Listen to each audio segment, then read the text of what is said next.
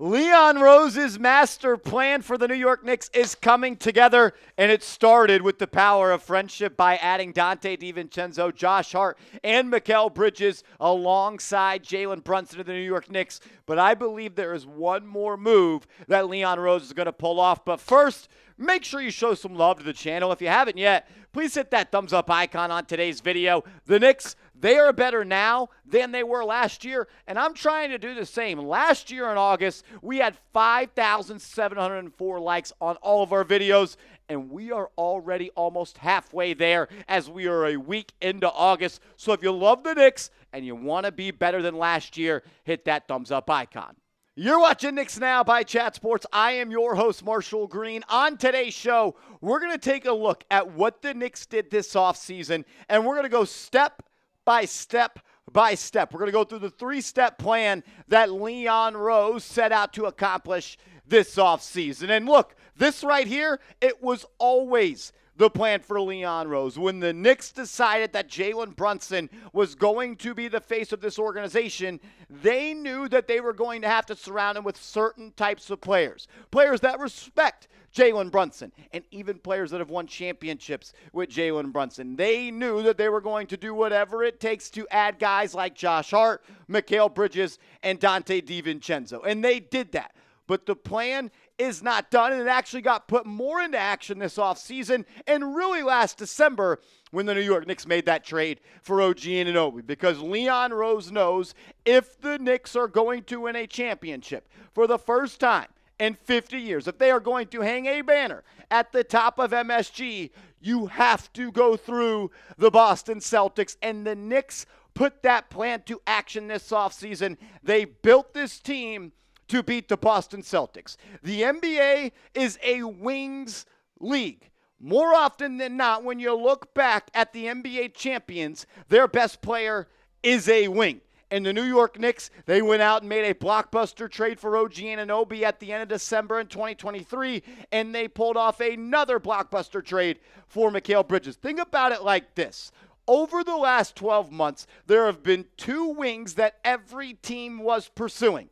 Mikal Bridges and OG Anunoby. And Leon, he found a way to pull off both and get them both to wear New York Knicks uniforms. And you know, if you are going to win an NBA title and if you are going to come out of the East, you are going to have to go through the Boston Celtics. And the Celtics, they have two really good wings as well, and maybe two of the best wings in the NBA with Jason Tatum and Jaylen Brown. You need to have multiple players to throw at both of these guys. Tatum and Brown, they ran through the Eastern Conference this year. I think they went 16-3 in the playoffs, and they are really good players. Tatum last year averaging 27 points per game with Brown averaging 23, and they are the engines to the Boston Celtics' success. The Celtics go as Tatum and Brown go, and if you are going to beat them, you need to have players that can make life tough for them. And you're never going to slow down or completely you can't slow down, You are never going to shut down Jason Tatum or Jaylen Brown. But if you are going to do your best to make life difficult for them, how about you go out and add two elite wing defenders? And that's exactly what Leon Rose did. Shout out to B-Ball Index. Got these numbers from them. Check them out on Twitter, and you can pay for their service as well. OG Anunoby, his perimeter ISO defensive grade over the last 4 seasons: A+, A-, A+, and A+. What about Mikal Bridges? A+, A+, A+, and an A. People told me that Mikal Bridges didn't defend for Brooklyn the last 2 years. And what I would say to that is it's hard to notice good defense on a really bad team, which the Nets have been since he got a part of that team. And they know they have to go through Boston. And if you could throw OG Anunoby on Jason Tatum, or you could throw Mikal Bridges on Jaylen Brown, as they like to work in ISO situations and like to attack and get downhill, you are going to give yourself a great opportunity. And the Knicks, they equip themselves with two wings that can make life hell for those two dudes up in Boston. Plan number 2, the power of friendship. And you might be laughing, and I'm somewhat joking about this, but I think anybody that's ever played a sport, whether it be Pee Wee basketball, Little League baseball, you played college, you played professionally, no matter what, it takes a special group. It takes a special collection of special people, and it takes a special bond to achieve the dream of winning a championship. And you know what the Knicks did? Because they knew how hard it was. They went out and added people around Jalen Brunson that have already won championships with him. They went out and added Mikal Bridges. They went out and added Dante DiVincenzo. They made a trade for Josh Hart last season. The Nova Knicks know what it takes to win big-time basketball games on the biggest stages. And we saw that Josh Hart and Dante DiVincenzo upped their game in the playoffs this past year when they had their championship point guard with him. Josh Hart was arguably one of the best players in the Eastern Conference playoffs in 2024. I mean, I was even shocked when I looked at the numbers today. Josh Hart averaged 15 and 12 in the playoffs this year with another 5 assists, shooting 44% from the field, but a white-hot 37.3% from downtown. And Dante DiVincenzo, in his first postseason as a starter and a major contributor on a team, he balled the hell out. I'll never forget that Game 7 performance against the Indiana Pacers despite the Knicks losing. DiVincenzo over the entire course of the playoffs, averaging 18 points per game on 42.5% from three on almost 9 attempts per game. So you go out and you add 2 great glue guys who know how to get it done, know how to win games early in the spring and in the summer. But what about this? Jalen Brunson, the captain, the face of the organization, sacrifice, no ego. We, not me. And if you are going to win a championship, it is all about sacrificing on the floor, in the game plan, and sometimes even in the paycheck department. And Jalen Brunson knew it would always be tough to win a championship. And he knew it would really be tough if he was making a maximum salary as the number one option. So what did he do? He took a discount so the Knicks could pay Mikal Bridges, so the Knicks could pay OG Anunoby and Dante DiVincenzo and Josh Hart and Julius Randle. To win a championship in any sport, you have to be all in, and you have to be a tight-knit group. You have to be willing to do whatever it takes to win, but more so willing to do what the other team is not willing to do. And when you are with your friends, with your family, with your people, it is easier to achieve that dream. Coming up next, I believe the Knicks and Leon Rose still have one more move up their sleeve. And if you saw today's thumbnail, you might have saw him at the bottom right corner.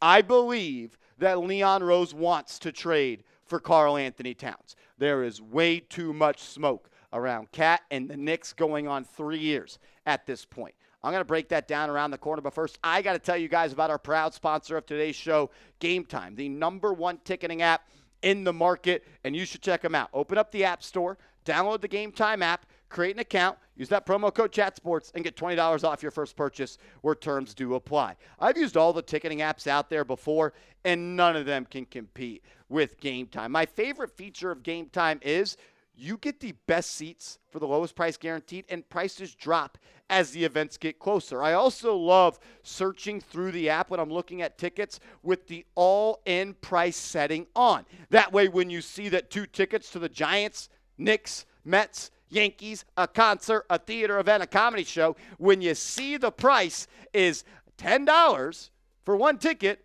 you're paying $10. Not you get to check out and it turns into $200. Game Time, they look out for their customers, and that is something that I could appreciate. Download the Game Time app, create an account, use that promo code ChatSports, CHATSPORTS, for $20 off your first purchase. I am strictly a Game Time user. I was able to go to a concert, the Grateful Dead concert last year. I was able to go to the Knicks-Mavericks game when the Knicks came to town in Dallas. I also got to go to the Home Run Derby because of them. And maybe you want to go catch a baseball game before the summer ends. The best place to do it, the best place to get your tickets is with Game Time. So download the app, create an account, and use that promo code ChatSports for $20 off your first purchase where terms do apply. I really do believe that the New York Knicks want to make a trade and add Karl-Anthony Towns to this roster and play him at the 5 and surround him with the Nova Knicks. Everyone's saying it. Everyone. And I can't ignore it much longer. I really can't. This is what Leon Rose wants. He wants to run a 5-out offense. He wants to play a brand of basketball that can take down and match up with the Boston Celtics. I mean, if you roll out a lineup of Jalen Brunson, Mikal Bridges, either Hart or DiVincenzo starting. I don't really care. I believe it would be Hart, so the Knicks could have some physicality and offensive rebounding when you're playing OG Anunoby at the 4. But Karl-Anthony Towns at the 5. Brunson, Bridges, Hart, Chenzo, OG, and Cat. That is the best top 6 in the NBA. And again, the Knicks want to match up with Boston because Boston's playing 5 out. They're going to go with Porzingis. They're going to go with Holiday. They're going to go with Tatum. They're going to go with Brown.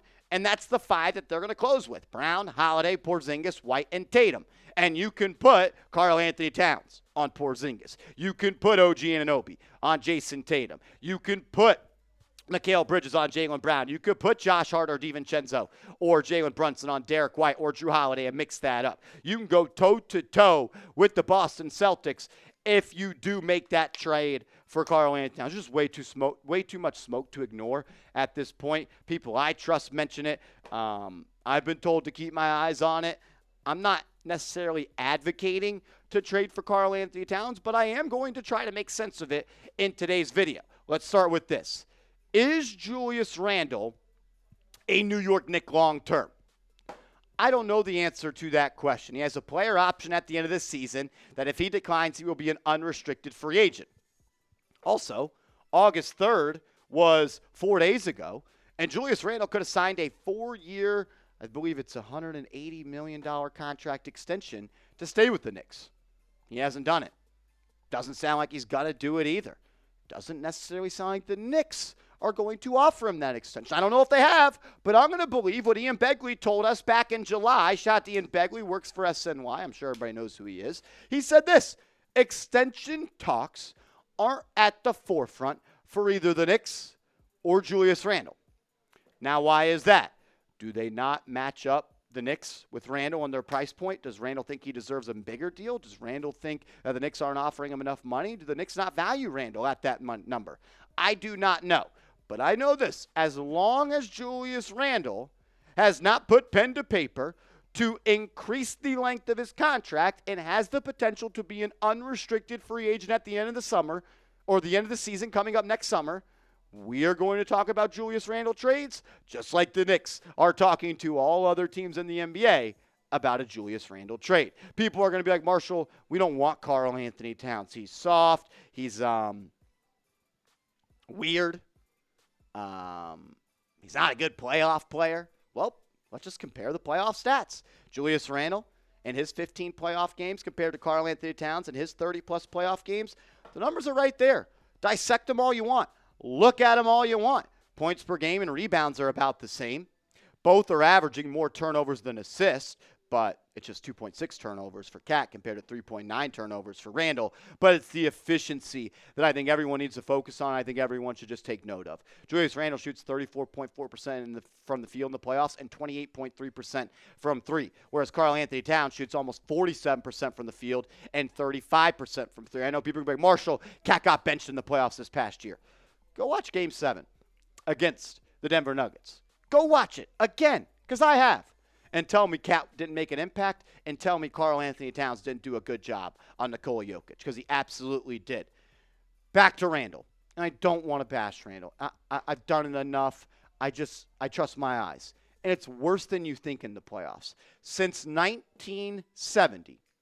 1970. Is that 54 years ago? Players who average more than 16 field goal attempts per game in the playoffs all have shot above 40% from the floor, except Julius Randle, 34.4%.